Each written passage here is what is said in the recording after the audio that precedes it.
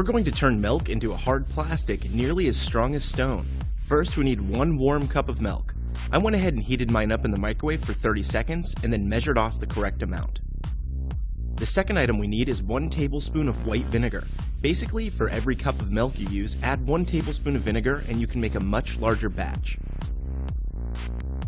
Once the vinegar is added, you'll need some mega serious stirring action. Go ahead, get angry at the milk and show it what for. Do this until little chunks start appearing. This stuff is called casein, and it makes up most of the proteins found in milk. When we extract it, we're actually able to use it to form our plastic-like substance.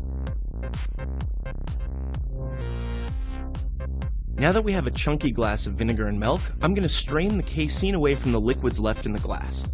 Shake it all out and try and drain away as much liquid as you possibly can. We want the curds to be very dry. What you're left with is a gooey and malleable substance that we can shape into any form we want before it dries. Take a couple paper towels, dump it on top, and drain it a bit more. You want to get this as dry as possible, as I said before. Fold it over a few times and press down around the casein. Now it's time to mold.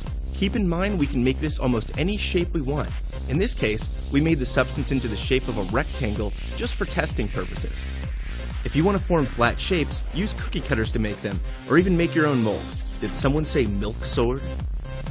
Once the casein was packed into the nice little brick, we let it dry for about 2 days. Now you're not necessarily going to need that much time, it's going to depend on how big your mold is. The final product was nearly unbreakable by hand and about as hard as a rock. In fact, the only way I was able to break it was with a hammer and a few well-placed swings.